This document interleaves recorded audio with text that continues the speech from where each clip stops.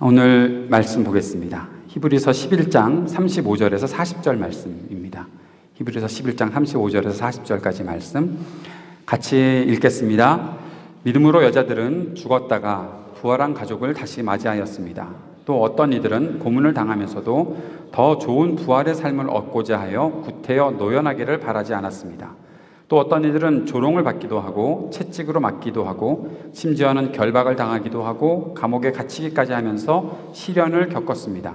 또 그들은 돌로 맞기도 하고 톱질을 당하기도 하고 칼에 맞아 죽기도 하였습니다. 그들은 궁핍을 당하며 고난을 겪으며 학대를 받으면서 양과 염소의 가죽을 입고 떠돌았습니다. 세상은 이런 사람들을 받아들일 만한 곳이 못 되었습니다. 그래서 그들은 광야와 산과 동굴과 땅굴을 헤매며 다녔습니다. 이 사람들은 모두 믿음으로 말미암아 훌륭한 사람이라는 평판은 받았지만 약속된 것을 받지는 못하였습니다. 하나님께서 우리를 위하여 더 좋은 계획을 미리 세워두셔서 우리가 없이는 그들이 완성에 이르지 못하게 하신 것입니다.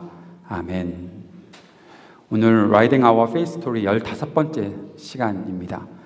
세상은 우리를 받아들일 만한 곳이 못 된다라는 제목을 정하기가 싫었는데 이 제목을 정하지 않으면 이 본문을 설명할 만한 그러한 달리 어떤 제목을 정할 수가 없어서 그렇게 정해놓기는 했습니다. 오늘 원래 의도대로라면 Writing Our Faith Story의 마지막 말씀이고 히브리서 11장의 마지막 말씀인데 지난 한 주간 동안 말씀을 준비하고 이렇게 쭉 시간을 지내면서 조금 더 해야 되겠다는 생각이 들었습니다. 그래서 12장 다 해보려고 하고 하나님의 은혜가 아니라 하나님이 강권하시면 13장까지 히브리서 끝내는 걸로 그렇게 오늘 아침까지 생각을 하고 있습니다. 어쨌든 다음 주에는 히브리서 12장 1절 2절 말씀을 전할 텐데요. 왜 그것을 해야 하는지는 설교 마지막 부분에 말씀드리고 오늘 35절부터 말씀을 좀 살펴보고 이 말씀들이 우리한테 어떠한 의미들이 있는 것인지를 생각해 보고자 합니다. 35절 말씀을 먼저 보니까 여자들은 죽었다가 부활한 가족을 다시 맞이하였다라는 말씀을 갖고 시작하고 있습니다. 여자들은 믿음으로 여자들이 이제 이 거론이 되는 것이죠. 그런데 믿음의 여자들에 대해서도 믿음의 여성들에 대해서도 많은 예들이 있고 그 이야기들을 여러분과 나눌 기회들이 있으리라 생각하고 있습니다. 그런데 오늘 나타나는 이 믿음으로 여자들을 설명할 때 어떠한 일이 그들에게 있었는가? 죽었다가 부활한 가족을 다시 맞이하였다라는 말씀을 하고 있죠. 지난주에 잠시 사르밧 과부에 대한 이야기를 나누었습니다. 막 스쳐 지나가듯이 지나갔기 때문에 기억하시려는지 모르겠지만 그 과부의 이야기가 연상이 또 됩니다. 왜냐하면 열왕기상 17장 말씀에 사르밧 과부에 대한 이야기가 나오는데 그 아들이 죽었습니다. 선지자를 잘 대접했는데 그 집에 있는 아들이 결국에 죽었어요. 그리고 나서 그 엘리야 선지자가 다시 그 아들을 살게 했던 장면들이 나타나 있습니다. 그런데 이러한 비슷한 장면이 성경에 또 나오거든요. 열왕기하 4장에 엘리사 선지자와 수넴 여인의 이야기가 나타나 있습니다. 수넴 여인도 마찬가지로 엘리사 선지자를 잘 대접했습니다. 그런데 그 집에 뭔가 필요한 것이 없나 선지자가 보니까 아들이 없어요. 당시 사람들은 아들이 없는 여자에 대해서 굉장히 좀 무시하고 천시하는 그런 경향이 있었기 때문에 엘리사 선지자가 생각할 때 이 집에 아들이 있었으면 좋겠다 생각을 해서 그 집에 축복하고 결국 이 여인이 아들을 낳게 되었거든요. 그런데 얼마 되지 않아서 이 아들이 죽습니다. 그래서 이 여인이 수넴 여인이 엘리사 선지자를 찾아오죠. 누가 아들 달라고 그랬냐고. 가만히 두면 슬픔을 더 겪지 않을 텐데 왜 아들 달라고 하지도 않은 아들을 주어서 이렇게 또 죽게 만들어서 내 마음을 슬프게 하냐 막 그렇게 따졌을 때 엘리사 선지자가 그 아들을 살려주는 장면이 열왕기하 4장에 나타나 있습니다. 신약 성경에 오면 나사로가 살아나는 장면이 있지요. 그의 그 자매들이 있었는데 마르다와 마리아 자신의 이 남매들이 잘 살고 있다가 어느 날 병이 들어서 나사로가 죽었지요. 그때 눈물을 흘리며 슬퍼했던 자매에게 주님께서 찾아가셨고 주님께서 말씀하신 장면이 요한복음 11장 25절 26절에 나옵니다. 그 말씀 여러분 한번 읽어보시겠어요? 시작. 나는 부활이요 생명이니 나를 믿는 사람은 죽어도 살고 살아서 나를 믿는 사람은 영원히 죽지 아니할 것이다. 내가 이것을 믿느냐? 주님께서 이 말씀을 하신 이후에 나사로의 무덤 앞에 가셨고 비통해 하시던 주님의 마음이 이제는 무덤을 향하여 큰 소리로 외쳐지면서 나사로야 나오너라 라고 외치셨죠. 그리고 나사로가 나흘 전에 죽었던 나사로가 살아나는 장면이 나타나 있습니다. 그렇게 가족들의 품으로 또 돌아오게 된 것이죠. 많은 여인들이 남편을 잃기도 하고 아들을 잃기도 하고 또 여러 가지 전쟁과 믿음의 싸움을 위해서 희생당하는 그런 슬픔들을 겪었던 일들을 우리가 성경을 통해서도 보고 역사를 통해서도 봅니다. 그들의 신음소리를 들으셨던 주님께서 때로는 완전히 잃어버린 것 같았던 그런 가족들을 다시 만나게 하시는 장면도 있고, 오늘 말씀처럼 보았던 열왕기상 열왕기하 또 나사로의 이야기처럼 다시 한번 그들을 살려주셔서 가족을 만나게 하신 장면들이 있다. 하나님을 향한 믿음이 그들에게 가져왔던 기적들이, 표적들이 나타나 있는 것을 볼 수 있습니다. 믿음은 부활의 약속을 품게 합니다. 믿음을 가진 사람들은 부활의 약속을 믿고 살아가는 것입니다. 믿음을 가지고 살았던 사람들 가운데서는 성경이 기록되지 않은 시기, 즉 기원 전, 예수님께서 오시기 전부터 한 400년 동안의 시간 속에서 엄청난 그 핍박이 있는 시기에, 특별히 기원전 170년경에 유대 땅에 그 하나님의 백성들을 박해했던 시리아 왕 안티오쿠스 에피파네스, 그런 사람들이 있을 때에는 고난과 박해 중에서 끝까지 하나님을 배신하지 않고 변절하지 않았던 충성스러운 신앙인들을 우리가 찾아볼 수도 있습니다. 그 내용들은 선지서에서 예언했던 내용들이 그대로 이루어져서 그렇게 끝까지 살아남았던 사람들이 있었다라는 것이죠. 믿음이 살아남았던 사람들, 믿음을 살려냈던 사람들, 자신의 육신은 죽고 고난을 당하더라도 끝까지 믿음을 지켰던 사람들 있었다라는 것입니다. 그들을 향해서 그들이 고문을 당하면서도 더 좋은 부활의 삶을 얻고자 했다라고 히브리서 기자가 말해주고 있는 것이죠.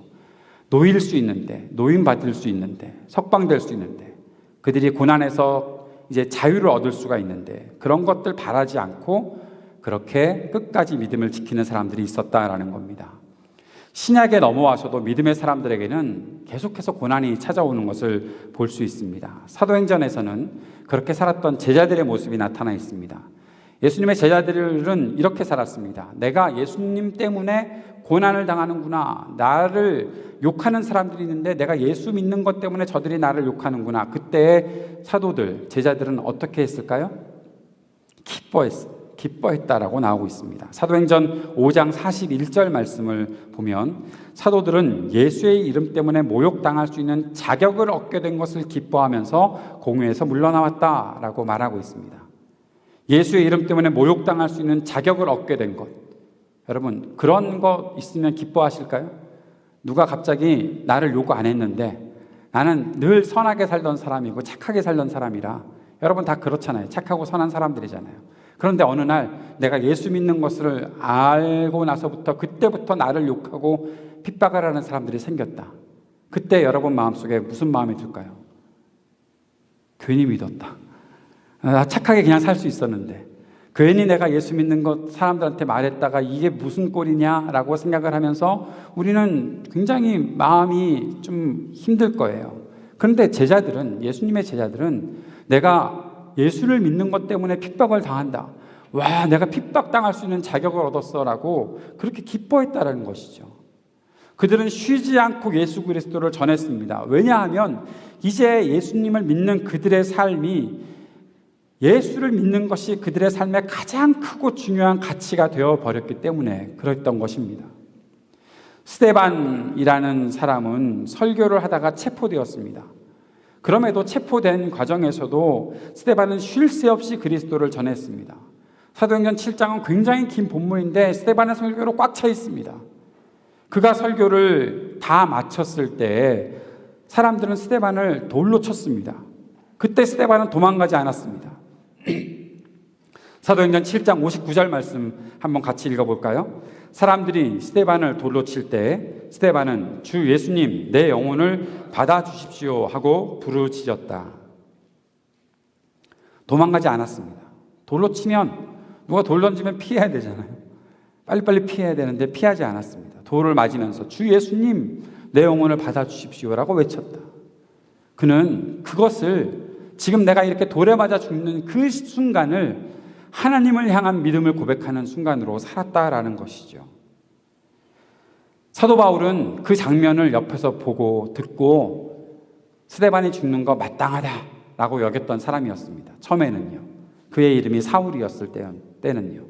그런데 어느 날 예수님께서 사울을 만나주셨고 그를 변화시키셨습니다. 그는 이름이 바뀌고 바울이라는 이름으로 주의 복음을 전하면서 살았습니다. 그가 어떻게 살았는지 성경이 사도행전에 특별히 잘 기록해 놓고 있습니다. 그는 복음을 전하다가 옥에 갇혔습니다. 계속해서 신문을 당하고 있었지만 그는 굳이 옥에서 나가는 것을 바라지 않았습니다. 바울과 실라가 복음을 전하다가 감옥에 갇히게 되었습니다. 그런데 그 감옥 안에서 바울과 실라가 이런 일들을 했었습니다. 사도행전 16장 25절 말씀, 한밤쯤 되어서 바울과 실라가 기도하면서 하나님을 찬양하는 노래를 부르고 있었는데 죄수들이 듣고 있었다. 감옥에 갇혀서 하나님을 높여드리는 겁니다. 옥에서 나가게 해달라고 그렇게 찬송을 불러서 그렇게 한 것이 아니라 그때 지진이 일어나서 감옥 문이 다 열리고 그들을 묶고 있었던 착고가 다 풀렸는데 바울과 실라는 나가지 않았어요. 죄인들을 그 관리하던 간수가 죄인들이 다 도망갔는 줄 알고 죽으려고 했을 때 사도 바울이 그를 말렸어요. 그리고 그에게 복음을 전했어요.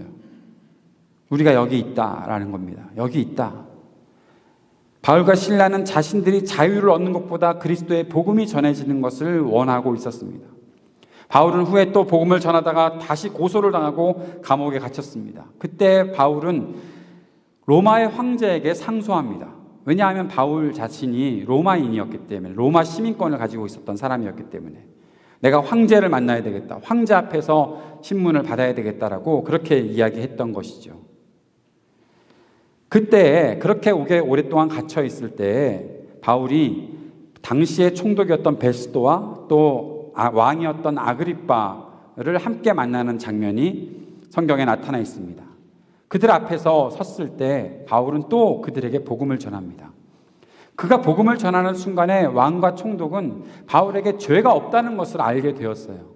그런데 황제에게 상소했기 때문에 로마까지 갇혀서 죄수의 몸으로 로마까지 가야 되는 것이죠. 왜냐하면 바울에게는 로마에 가서 복음을 전해야 되겠다라는 분명한 확신이 있었기 때문에 그랬던 것입니다. 그때 아그리빠 왕이 베스도한테 이런 이야기를 하는 장면이 사도행전에 기록되어 있습니다. 사도행전 26장 32절 말씀. 그때 아그리빠 왕이 베스도에게 말하였다. 그 사람이 황제에게 상소하지 않았으면 석방될 수 있었을 것이요. 황제에게 상소하지 않았으면 지금 우리가 그가 죄 없음을 증명하고 풀어주면 되는데 이 황제에게 상소해서 끝까지 상소해가지고 로마까지 죄인의 몸으로 가야 된다는 것을 사람들은 이해하지 못했던 거예요. 왜냐하면 로마에 가면 죽게 되는 거니까. 로마에 가면 죽을 수밖에 없는 운명이 바울에게 있었다는 것을 사람들은 다 알고 있었거든요. 그럼에도 불구하고 피하지 않고 끝까지 죄수의 몸을 가지고 있었던 것이 사도 바울이었습니다. 바울 이후에 전도를 받고 로마에서 계속되는 사람들의 그 그리스도인들의 자라남들, 예수 그리스도를 믿게 되는 믿음의 사람들이 생겨났을 때 계속 그들을 향한 핍박들이 있었습니다. 특별히 로마의 네로와 도미티안 황제 그 시절에는 엄청난 핍박이 있었습니다. 고대 로마의 역사가였던 타키투스는 이런 기록을 남겨놓았습니다. 네로는 기독교인들을 죽이기 전에 시민들을 위한 오락에 이용하였다. 신자들 중 일부는 털옷을 덮어 씌워 개들이 찢어 죽이게 하였다. 또 다른 자들은 십자가형에 처하였다. 또 다른 이들은 불을 질러서 밤에 등불처럼 밝히게 하였다. 그들은 한 인간의 잔인성을 만족시키기 위해 죽어갔다. 비기독교인의 모습으로 그 마음으로 볼 때 그들은 한 인간이 잔인함을 나타내는 것에 이용되는 그런 죽음을 겪을 수밖에 없었다라고 말하고 있는 것이죠. 그런데 믿음을 가지고 살았던 사람들은 자신의 믿음을 저버리기 싫어서 끝까지 증인의 삶을 살며 고난을 마주하고 피하지 않았다라는 것을 말하고 있는 것입니다. 세상의 사람들, 예수를 믿지 않는 사람들은 이렇게 살려고 하는 사람들을 조롱할 것입니다. 그리스도에게 헌신하는 사람들을 향해 조롱할 것입니다. 믿음으로 사는 것 자체가 아무런 소득이 없지 않느냐라고 그렇게 말할 것입니다. 자기 자신이 편안하게 사는 일에 집중해야 된다. 더 많은 것을 소유해야 한다라고 말하는 세상에서 이제는 눈에 보이지도 않는 예수 그리스도를 위해서 헌신한다는 것이 어리석은 일처럼 느껴질 것입니다. 하나님의 말씀, 복음을 위해 살겠다는 것도 사람들이 생각할 땐 이해가 되지 않을 것입니다. 그것도 죄인들을 구원하는 일, 죄인들이 그냥 내버려두고 죽게 만들어야 되는데 그 죄인들을 구원하겠다고 애쓰는 그 복음에 헌신한 사람들의 모습은 사람들은 보면서 이해하지 못할 것입니다. 왜 자신의 생명을 버리고 자신의 안전을 버리고 그렇게 살아가느냐? IT 땅 지금은 우리는 안전을 위해서 들어가지 못하지만 끊임없이 그 속에서 복음을 전하는 사람들이 있습니다. 사람들이 생각할 때는 왜 저러느냐라고 그렇게 말하겠죠. 그런데 그들 속에 있는 확신이, 믿음이 그 일들을 가능하게 만들어가고 있는 것입니다. 내 몸이나 돌보지. 우리 이동열 선교사님 뇌에 있는 혹을 제거하는 수술을 예전에 하셨었는데 다시 그것이 아직까지 줄지 않아서 다시 이번 11월 달에 재수술을 하신다고 합니다. 그럼에도 늘 품고 있는 마음은 그곳의 사람들에게 복음을 증거하고 배우지 못한 아이들을 가르쳐야 한다라고 그렇게 생각하고 있는데 사람들이 생각할 때는 자기 몸이나 돌보지 뭐 그것에 대해서 자꾸 꿈을 품고 계획하고 살아가느냐라고 그렇게 조롱할지도 모릅니다. 그리스도인들에게 그들이 말하는 그러한 조롱거리들은 이제는 사회에서 격리시키려고 하는 것이죠. 더 이상 일어설 수 없게 만들고 때리고 짓밟고 만신창이를 만드는 겁니다. 채찍으로 때리고 결박하고 감옥에 가둡니다. 돌로 치고 톱질하고 칼로 치고 시험합니다. 모든 것을 잃고 가난하게 만들어버립니다. 세상의 힘은 복음과 믿음으로 사는 사람들을 이렇게 학대합니다. 믿음으로 사는 사람들은 말로 다 할 수 없는 고난을 겪었습니다. 하지만 그들에게 있는 그 믿음은 성경이 말씀하시는 가치, 그것에 자신의 삶을 던져놓은 것이죠.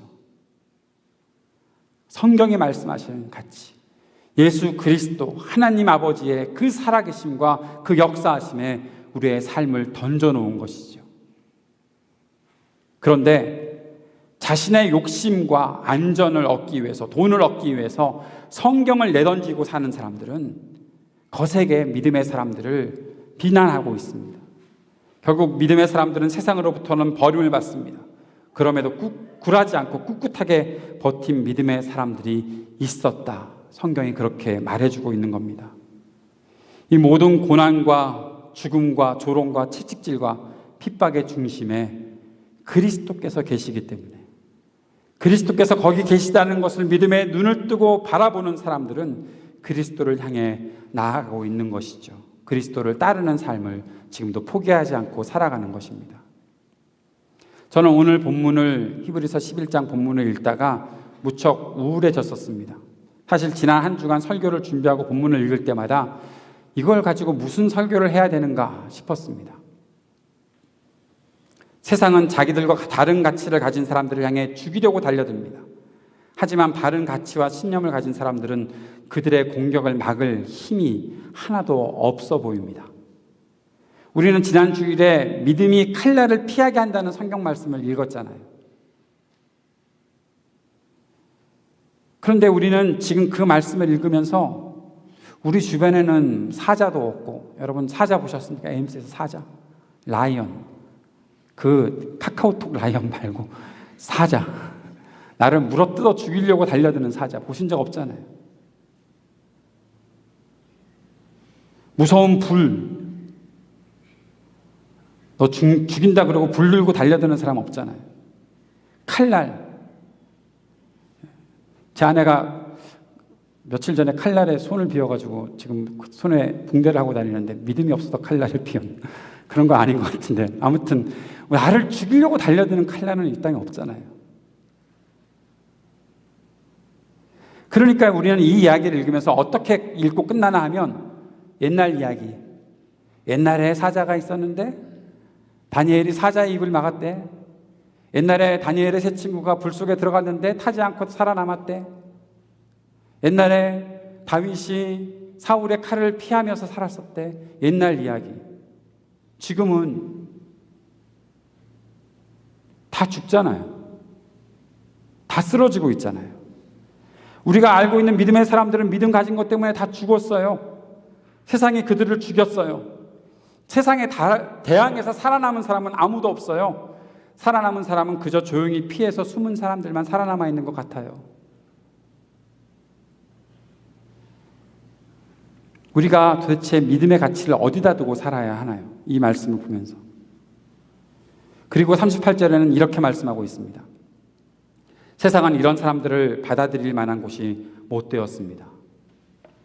이 말을 저는 해석을 하다가 아주 절망하게 되었어요. 원래 옛날 번역에서는 이런 번역이 있었어요. 세상은 믿음의 사람들을 능히 감당할 수 없었다.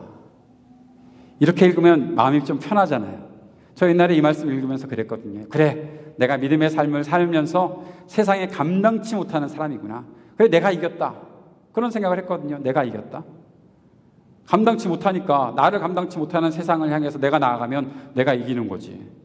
그런데 성경 말씀이 새 번역에서 이렇게 번역되어 있는 것을 보면서는 그때부터는 저는 이 말씀을 읽기가 부담스러워요. 뭔가 하면 세상은 이런 사람들에게 적합하지 않은 거예요. 그 말씀을 하고 있는 거예요. 내가 믿음을 가지고 살면 세상이 나한테 적합하지 않은 거예요. 그렇게 말하고 있어요. 어디서 살아야 된다는 말입니까? 내가 세상을 살아가야 한다고 그렇게 말하고 있는데 왜 우리가 이 땅에 살아야 합니까? 그런 질문이 생기는 것이죠. 그런데 더 심각한 일이 다음에 이어지는 말씀입니다. 말씀이 무엇이라고 기록하고 있나 하면 믿음의 사람들은 세상이 자기들에게 적합하지 않다는 사실을 알고 그 다음에 광야와 산과 동굴과 땅굴을 헤매며 다녔다. 세상에 감당치 못할 사람이 되어서 이렇게 다녔다라고 하면 세상에서 내가 자유롭게 살고 이 땅에서 살아가는 어떠한 가치에 얽매인 사람이 아니라 정말 자유를 가진 사람으로 믿음을 가지고 자유를 누리는 사람으로 이 땅을 살아가는 것이다라고 그렇게 해석을 할 텐데 앞의 내용들을 읽다가 세상엔 적합하지 않다는 내용을 말하다가 그리고 그들이 결국 광야와 산과 동굴과 땅굴을 헤매며 다녔다고 하면 이건 도망 다니는 거잖아요. 그래요, 안 그래요? 이건 도망 다니는 거죠. 이게 자유로운 겁니까? 동굴과 땅굴로 들어가는 거예요. 우리는 이미 연상되는 카타콤이 있잖아요. 로마 황제의 그 핍박을 피해서 땅굴로 들어가서 아예 아무런 빛도 없었던 그 카타콤에서 살다가 결국에는 그 안에서 죽어갔던 사람들의 역사도 우리가 알고 있거든요. 도망 다닌 것이지 그게 자유를 위해서 그렇게 자유를 누리기 위해서 살아가고 그 땅을 일부러 찾아간 것 아니잖아요. 믿음의 사람들은 왜 이럴까요? 라는 생각을 하게 됩니다. 제 친구가 몇 주 전에 그 교회 목사님이 쉰다고 설교를 했습니다. 시편 23편 설교를 했는데 이 본문을 설교를 했었어요. 시편 23편 4절 말씀. 내가 사망의 음침한 골짜기로 다닐지라도 해를 두려워하지 않을 것은 주께서 나와 함께 하심이라. 주의 지팡이와 막대기가 나를 안위하시나이다. 이 본문을 읽은 뒤에 친구가 이런 이야기를 했어요. 고통은 우리에게 하나님에 대한 감각을 가져다 줍니다. 고통이 있을 때 멈추게 하시고 우리가 기도하게 하십니다. 고통을 왜 우리에게 주시는지 알 수 없으나 고통을 통해 우리가 주님을 바라보게 하십니다.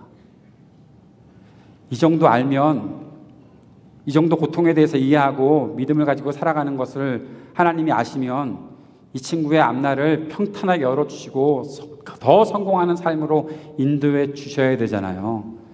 그런데 며칠 뒤에 이 친구가 뇌출혈로 쓰러져서 아직도 의식이 제대로 회복되지 않은 상황에 있어요. 왜 고통에 대해서 이해하고 있는 사람을 왜 고통스럽게 만드시냐고요. 가장 큰 고통 속에 들어가게 하시는 이유가 뭐냐고요. 왜 이런 일이 믿음의 사람들에게 일어납니까? 왜 믿음의 사람들은 생각지도 않은 고통 속에서 살게 되고, 쓰레기보다 못한 자들은 그들을 공격하고 그들을 쓰러뜨리려 하고 죽이려고 달려듭니까? 도리어 지금 없어져도 속이 시원치 않을 자들은 아직도 자기의 힘들만을 과시하고 웃고 떠들고, 그런 모습을 언제까지 우리가 봐야 합니까? 그래서 우리도 앞에서 얘기했던 대로 광야를 떠돌며 살아야 하나요? 우리도 땅굴을 파고 들어가서 우리끼리 모여서 찬양하면서 그렇게 서로 위로하고 살면 되나요? 혹시 이 중에 에임스가 광야라고 생각하는 분들 계십니까? 대평원, 광야이죠, 광야. 그래서 여기서 우리가 믿음을 가지고 살고 이렇게 믿음을 회복시키며 살아갑시다. 그래서 내가 에임스에 일부러 왔습니다. 그래서 내가 졸업 안 하고 미루고 있는 겁니다. 빨리 졸업하고 나가는 거, 그거 내가 별로 그렇게 원치 않습니다. 왜냐하면 여기서 나의 믿음이 온전해질 것을 알기 때문에. 혹시 그런 분들 계신가요? 솔직하게 말해 보십시오. 정말 소중한 가치를 간직하고 살려고 여기에 살고 있는 것입니까?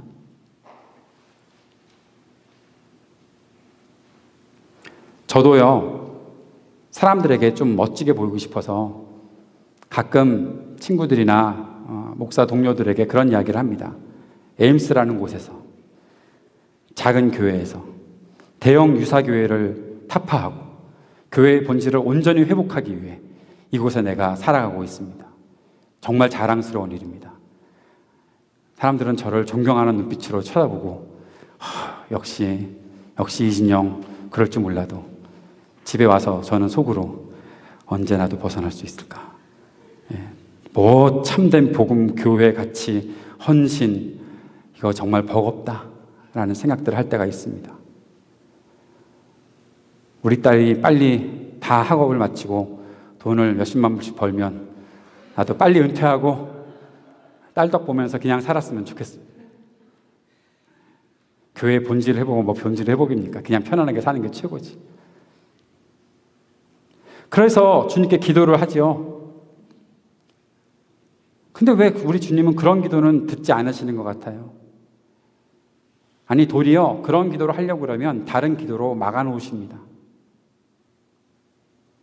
근데 그것이 또 주님의 뜻인 거를 모르지 않기 때문에 그냥 그렇게 살아가고 있는 거예요. 우리가 믿음의 사람들이라고 말하는 사람들은 왜 그토록 이 땅에서 다르게 사는 모습들을 가지고 죽음도 무서워하지 않고 광야를 찾아다니고 산과 동굴과 토굴을 헤매며 다니고 있을까요? 과연 그들은 그 속에서 무슨 생각을 하고 살았을까요? 39절에서는 이렇게 말합니다. 그들이 모두 믿음으로 훌륭한 사람들이라고 인정을 받았다. 그런데 그들은 약속된 것을 받지는 못했다. 약속된 것을 받지 못했다는 얘기는 충분히 이해할 수 있습니다. 왜냐하면 구약의 성도들을 가리키는 말씀이라고 해석을 하니까. 그들은 그리스도께서 오심을 경험하지 못했잖아요. 히브리서 11장에 있었던 구약의 사람들은 믿음을 가지고 살았던 거예요. 보이지 않는, 아직 나타나지 않은, 그러나 하나님께서 약속하신 그 말씀을 붙잡고 살았던 사람들이었어요. 그러니까 믿음의 사람으로 훌륭하다 인정을 받았지만 아직 약속된 것을 받지는 못했다라고 그렇게 말할 수 있는 것이죠. 아벨이 그랬고, 에녹과 노아, 아브라함과 사라, 이삭, 야곱, 요셉, 모세, 이스라엘 백성들, 라합, 기드온, 바락, 삼손, 다윗 등등 그 사람들은 그리스도를 기다렸던 사람들이고, 그 이후에 이제 신약의 사람들은 그리스도를 맞아들였잖아요. 그런데 이해가 안 되는 것은 약속한 것을 받아 누렸던 히브리서 기자가 볼 때 우리라고 말하는 사람들, 이미 그리스도의 오심을 경험했고 그리스도께서 이루신 십자가와 부활의 역사들을 경험했고 그렇게 믿음으로 살아가는 사람들은 왜 아직도 구약의 성도들과 같이 완성되지 못한 것 같은 그 고난과 힘든 세월들을 반복하고 있냐고요. 왜요?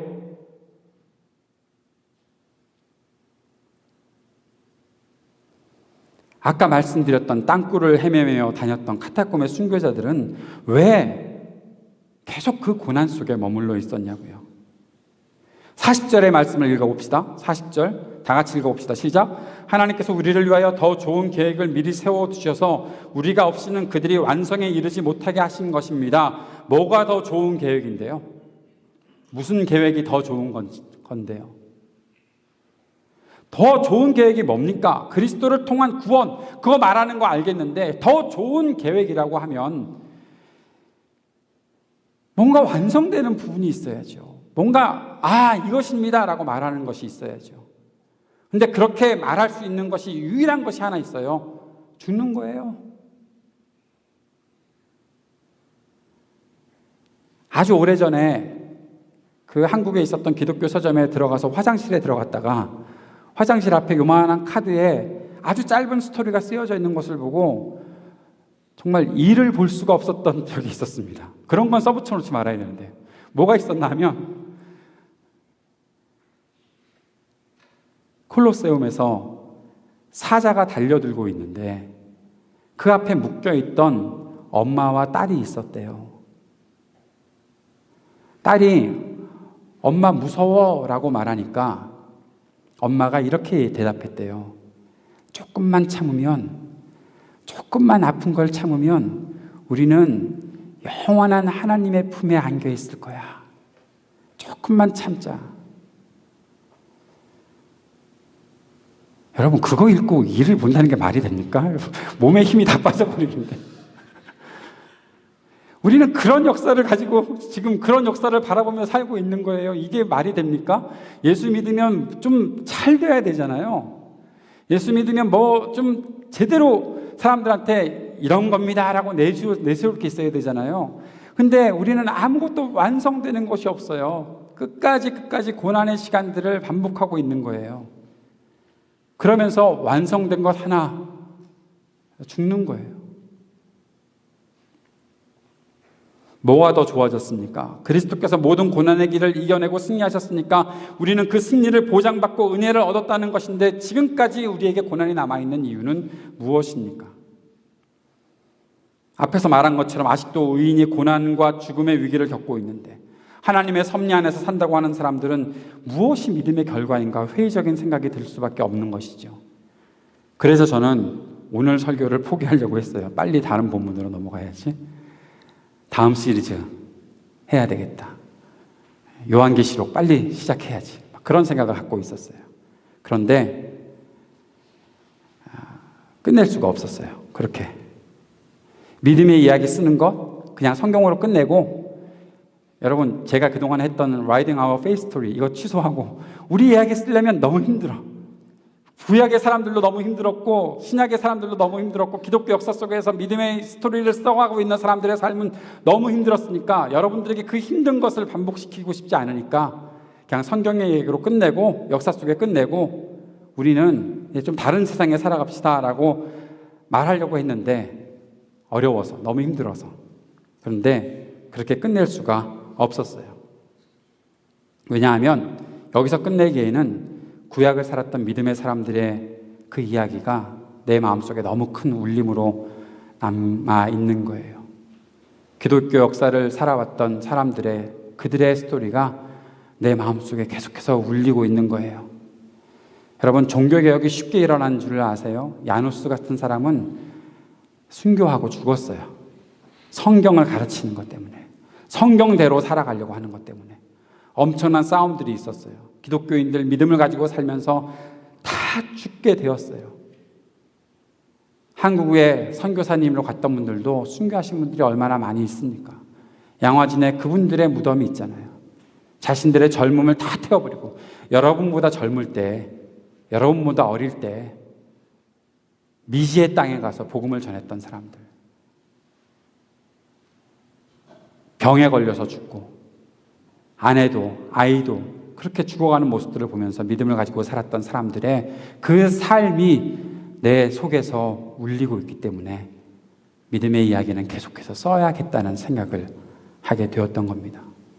그러면서 히브리서 11장 1절 2절 말씀을 다시 읽어보았어요. 같이 읽어봅시다. 믿음은 바라는 것들의 확신, 실상, 실체, 보증이요 보이지 않는 것들의 증거입니다. 선조들은 이 믿음으로 살았기 때문에 훌륭한 사람으로 증언, 인정되었습니다. 그들이 보았기 때문에, 경험했기 때문에, 손으로 만졌기 때문에 그렇게 살 수 있었던 것이 아니라잖아요. 그들이 하나님께서 주신 말씀, 하나님의 다스리심을 믿고 살았다고 말하고 있잖아요. 그것을 실제화하면서 살았던 삶이 있었다.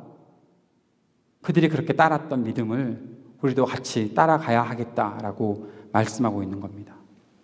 그렇다면 내 삶에 아쉬운 것이 무엇일까 생각해 보았어요. 여기서 맞춰서는 안 되는 이유, 히브리서 11장으로 끝내서는 안 되는 이유를 보게 되었어요. 바로 그것이 히브리서 12장에 연결되는 그리스도를 바라보는 것, 그리스도를 알아가는 것, 그 일이 있어야 한다라는 말씀을 받게 된 거예요. 사랑하는 여러분, 한 가지만 우리 분명히 생각하고 넘어갑시다. 우리가 가진 믿음이라는 것이 현실과 만났을 때에 버거울 수밖에 없는 이유가 무엇입니까? 버겁잖아요. 그런데 그 버거울 수밖에 없는 이유가 무엇입니까? 두 가지 이유가 있습니다. 첫 번째는 우리가 아직 믿음이 성숙하지 못했기 때문에 그럴 수 있습니다. 믿음에 대한 이야기를 들을 때마다 계속해서 버겁게 느껴지는 까닭은 내 믿음이 성숙한 믿음이 아니기 때문에 그렇다는 것입니다. 두 번째 이유는 성숙한 믿음을 가졌더라도 아직 우리가 감당해야 할 책임, 우리 인생, 이 땅에서의 삶이 남아있기 때문에 그런 것이다. 완성되지 않았기 때문에 그런 것이다. 라는 것입니다. 그래서 버거운 겁니다. 버겁다고 해서 포기하면 완성되지 못합니다. 힘들어도 완성을 향해 나아가야 되는 것이죠. 그래서 우리에게 필요한 것이 있습니다. 그것이 바로 그리스도께 집중하는 것입니다. 지금까지 우리는 히브리서 11장을 통해서 구약과 그 이후에 살았던 믿음의 사람들의 이야기를 생각해 보았습니다. 그런데 진짜 이제 우리의 믿음의 이야기를 쓰려면 그들의 삶의 기초에서 그들의 삶을 본받는 어떠한 믿음의 이야기를 또 다르게 써가는 것이 아니라 그들이 바라보았던 예수 그리스도를 바라보고 그 그리스도를 통한, 그 그리스도를 중심으로 한 믿음의 이야기를 써야 한다라는 것입니다. 그래서 다음 주일부터, 아니 오늘 이 순간부터라도 우리가 그리스도 예수께 우리 인생의 초점을 다시 한번 맞출 수 있는 그런 시간이 되었으면 좋겠습니다. 그것이 우리의 믿음의 이야기를 쓰기를 간절히 원하시는 주님께서 원하시는 길이고 그 믿음의 이야기를 쓸 수 있는 길이다라는 사실을 꼭 기억할 수 있으면 좋겠습니다. 기도합시다. 하나님 아버지, 우리가 그리스도를 바라보고 주님께서 우리에게 말씀하시고 역사하시는 그 믿음의 이야기를 써갈 수 있기를 다시 한번 마음속에 다짐해 봅니다. 보게 하여 주십시오. 믿음의 눈을 열게 하여 주십시오. 이 땅의 고난과 아픔에 그대로 쓰러지고 항복하지 않도록 우리의 믿음을 주님께서 붙잡아 주옵소서. 예수님 이름으로 기도합니다. 아멘. 종교개혁주의를 맞이하는 우리가 함께 주님께 예물을 드리면서 찬송하고 싶은 것이 지난주 계속 부르고 있었던 교회여 일어나라 라는 찬송입니다.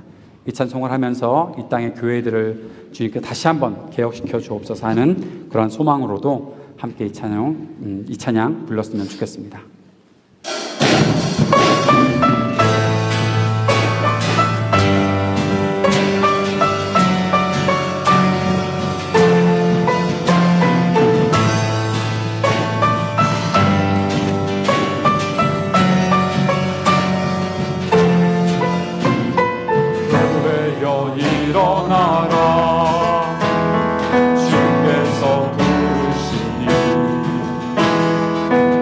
두려운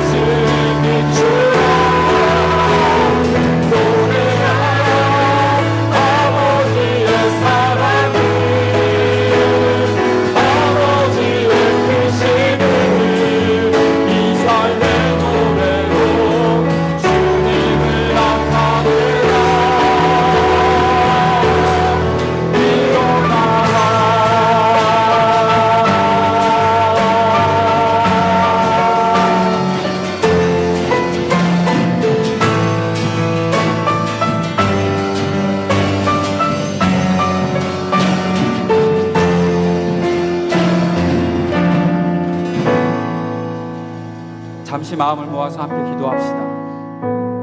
우리의 삶의 진실의 고백을 주님께 드립시다. 주님, 우리는 참 버겁습니다. 믿음을 가지고 산다는 것이 때로 힘들게 느껴질 때가 있습니다. 세상은 자꾸 비교하자고 달려들고 세상의 가치들이 우리를 뒤엎어버리려고 우리를 어둠 속으로, 무감각 속으로 자꾸 빠뜨리려 합니다. 살아있는 것이, 힘차게 살아가야 한다는 것이 찬송할 때는 쉽지만 진짜 삶으로 이어질 때는 참 힘이 듭니다. 그러나 주님, 우리가 포기할 수 없습니다. 하나님의 살아계신 앞에 살아가는 것이 확실하기 때문에 예수 그리스도를 믿는다는 믿음의 고백을 하는 것이, 그것이 우리 진짜 믿음의 고백이기 때문에 우리에게 힘이 되어 주십시오. 다시 한번 힘이 되어 주십시오. 우리 속에 있는 믿음의 불씨들을 다시 활활 타오르게 인도해 주십시오. 우리 주님 앞에 간절히 간구하는 시간이 되었으면 좋겠습니다. 기도합시다.